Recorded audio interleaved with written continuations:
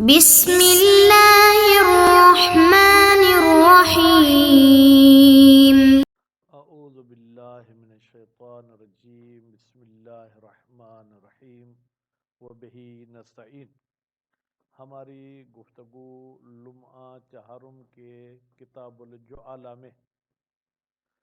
آج آپ کو ابتدا میں ہم اس کے ہیڈنگ اور موضوعات بتاتے ہیں، پھر تو مزید عبارت پڑھیں گے۔ جعالہ کی تعریف کیا ہے، جعالہ کے جائز ہونے کے شرائط کیا ہیں، اور جو شخص جعالہ کر رہا ہے اس کے شرائط کیا ہیں۔ تو شرائط الجائل تک اگر آج نہیں پہنچ سکے تو انشاءاللہ وہ کل پڑھیں گے، باقی وہ دو چیزیں تو آپ کی خدمت میں انشاءاللہ آج کے درس میں ہی پوری کی جائیں گی۔ جعالہ یہ جعل سے لیا گیا ہے، اور جعالہ کیا ہوتا ہے؟ جعالے کا مطلب یہ ہے کہ اس کی ایک لغوی معنی ہوگی، ایک اصطلاحی معنی ہوگی۔ لغوی معنی اس کی یہ ہے کہ کسی کام پر کسی مال کو قرار دینا، یعنی مثلا کوئی کام چاہتا ہوں، اس کے بدلے پیسے رکھنا چاہتا ہوں، یہ جعالہ ہے۔ اور شرائط جواز جعالہ میں سے یہ ہے کہ کسی بھی حرام کام کے بارے میں آپ کوئی جعالہ کا عقد قرار نہیں دے سکتے ہیں، بلکہ اس کام کا جائز ہونا ضروری ہے۔ اچھا، واجب کام پر جو ہے کیا ہے، ہم جعالہ کو کر سکتے ہیں یا نہیں؟ واجب کام پر مشکل ہے کہ ہم جعالہ کے قائل ہو جائیں۔ الجعالۃ، جعالہ صیغۃ، ایک صیغہ ہے، ثمرتھا، جس کا فائدہ یہ ہے تحصیل المنفعت، کسی منفعت کا حاصل کرنا، بے عوضن، کچھ عوض کے بدلے میں۔ لغتاً، اور لغت میں کیا ہے، مال، جعالہ ایک قسم کا مال ہے، یجعل علی فعل، جو کسی کام کے بدلے میں قرار دیا جاتا ہے۔ یہ تو ہو گئے لغوی معنی۔ وہ شرعاً، اور شریعت میں اس کی کیا معنی ہے؟ شریعت میں وہی معنی جو ابتدا میں بھی بتا کے ہے، صیغۃ ثمرتھا تحصیل المنفعہ بعوض، ایک ایسا صیغہ ہے جس کا ثمرہ یہ ہے کہ منفعت حاصل ہو کسی عوض کے ساتھ، عدم اشتراط العلم فیہما، لیکن شرط ہے کہ علم نہیں ہونا چاہیے کس چیز کا،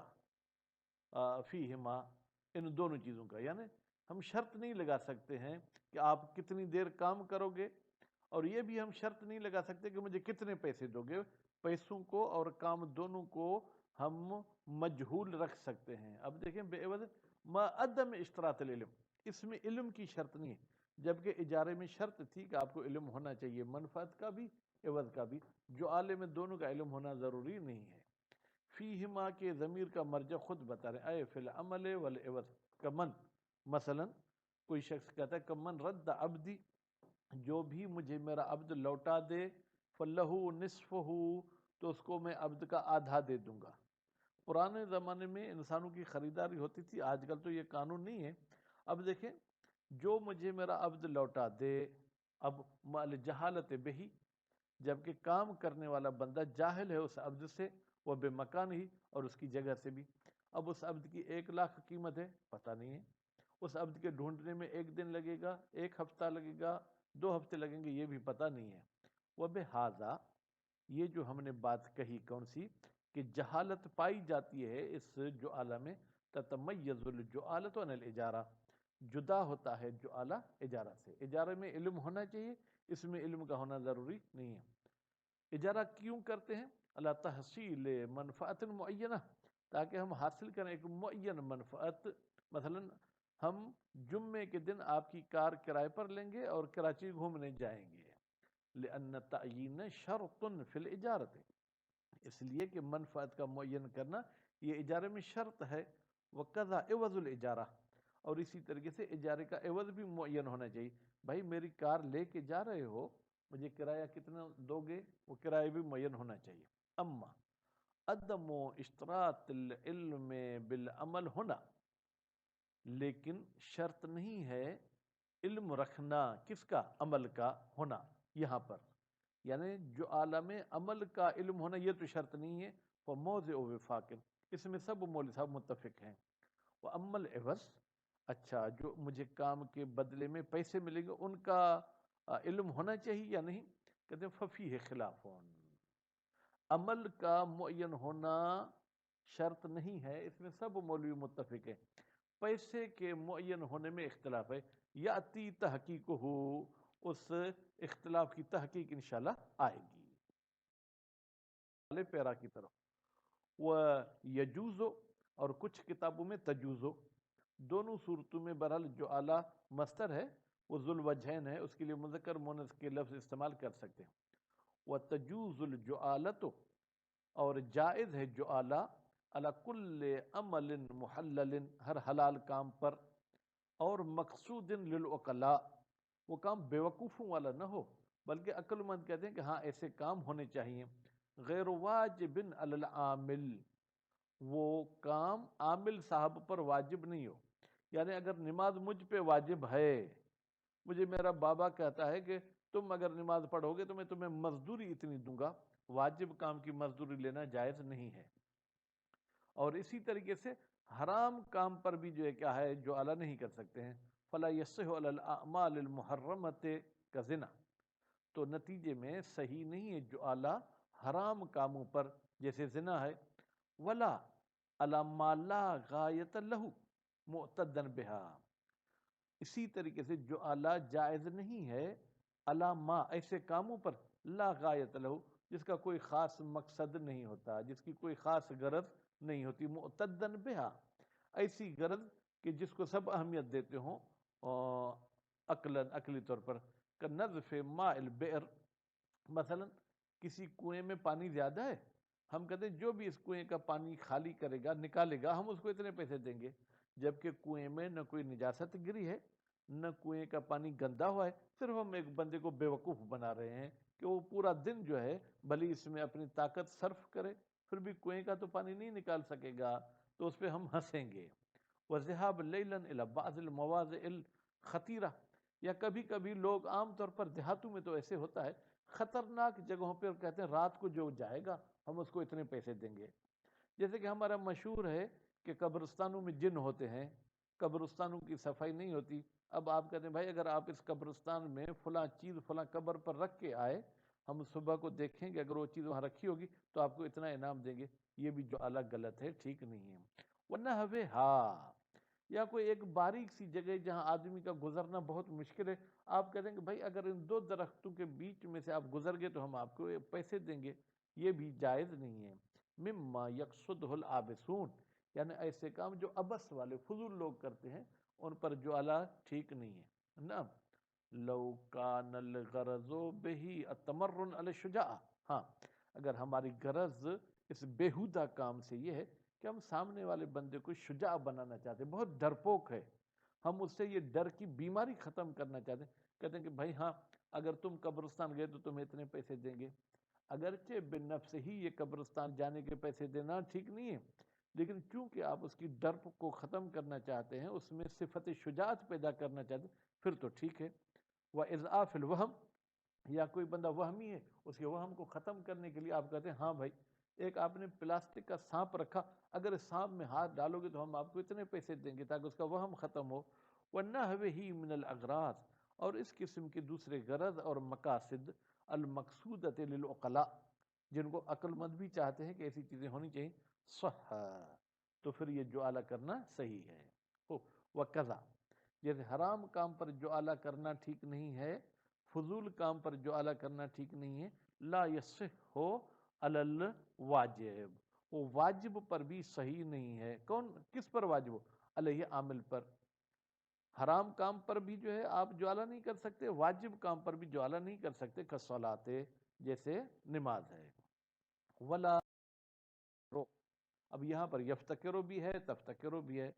ولا یفتکرو کہیں گے تو بھی مراد یہ ہے کہ جو اعلیٰ محتاج نہیں ہے الا قبول لفظی،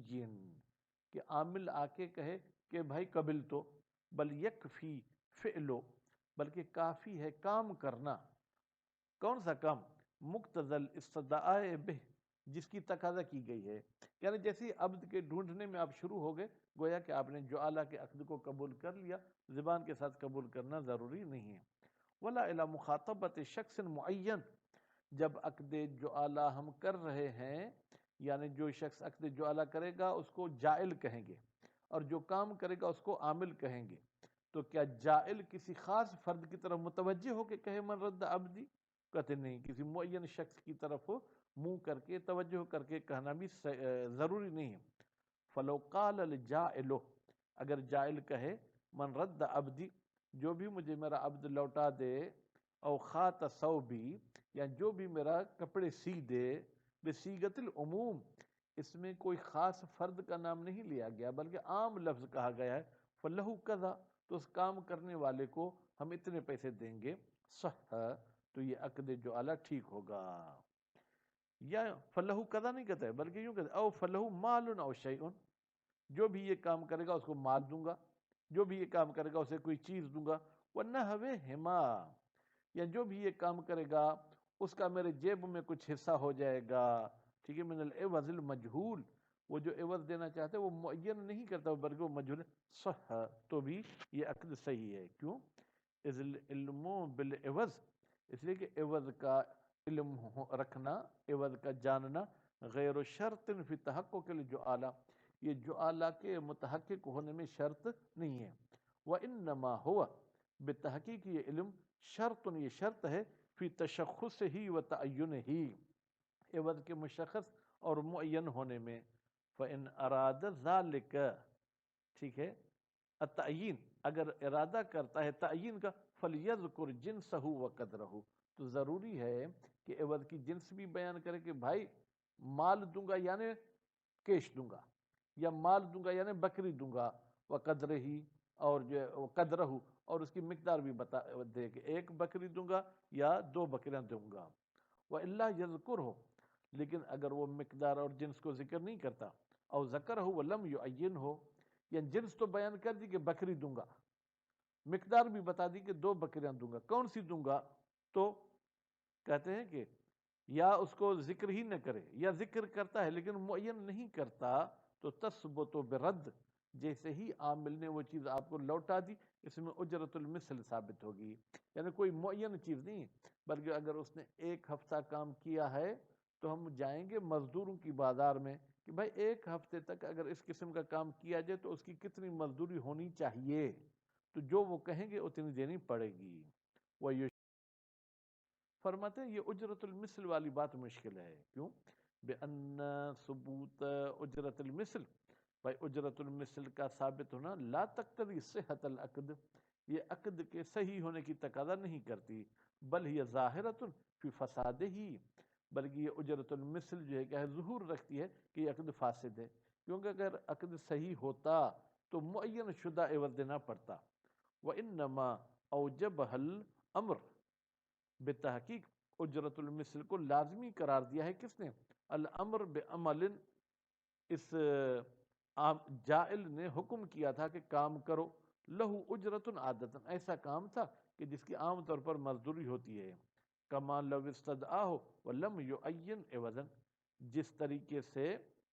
جائل کام کی تقاضا کرتا ہے لیکن عوض کو معین نہیں کرتا، الا ان یقال، مگر یہ کہ کہا جائے ان مثل ذلك يعد جعالۃ ایضا، بھائی اس قسم کا عقد بھی جعالے میں شامل ہے، یعنی اجرت المثل والا بھی جعالہ ہے، فإنها، بتحقیق جعالہ، لا تنحصر فی لفظ، کسی خاص لفظ میں منحصر نہیں ہے بلکہ کئی سارے الفاظ اس کے لیے استعمال کر سکتے ہیں، وَيُرْشِدُ إِلَيْهِ، اور رہنمائی کرتا ہے الیہ، اس بات کی طرف کہ جعالہ کے لیے خاص لفظ کا ہونا ضروری نہیں، اتفاقہم، علماء کرام متفق ہوئے ہیں کس پر؟ علی الحکم، کہ بھائی اجرت المثل لی جا سکتی ہے، من غیر تعرض للبطلان، انہوں نے یہ نہیں کہا کہ یہ عقد باطل بھی ہو جائے گا، وفی ہے، اب فرماتے اس میں پھر ایک اعتراض ہوتا ہے، ان الجعالۃ مستلزمۃ لجعل شیء، بھائی جعالہ کا لازم یہ ہے کہ آپ کسی چیز کو قرار دیں، فَإِذَا لَمْ يَذْكُرْهُ، تو جب جائل اس شے کو ذکر نہیں کرتا، لا يتحقق مفہوم الجعالہ، پھر تو جعالہ کا مفہوم ہی وجود میں نہیں آئے گا، وَإِن ترتب علیہ العوض، اگر کہ اس جعالہ پر جو ہے کیا ہے عوض مترتب ہوگا، اجرت المثل دینی ہوگی، لیکن پھر بھی اس کو ہم جعلہ نہیں کہہ سکیں گے۔ تو آج کے درس میں برادران سے سوال یہ ہے کہ جائل کسے کہتے ہیں، عامل کسے کہتے ہیں، اور اجرت المثل کسے کہتے ہیں۔ وصلی اللہ علی محمد و آلہ